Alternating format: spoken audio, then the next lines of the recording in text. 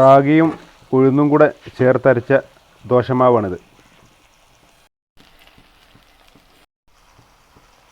ഇതുകൊണ്ടാണ് ഇന്ന് നമ്മൾ ദോശ ഇടുന്നത്.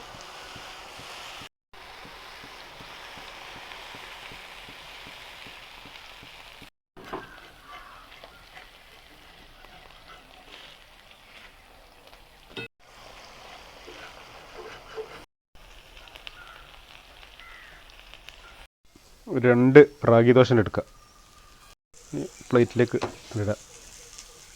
അതിൻ്റെ കൂടെ ചൂരമീൻ ഫ്രൈ ആണ്,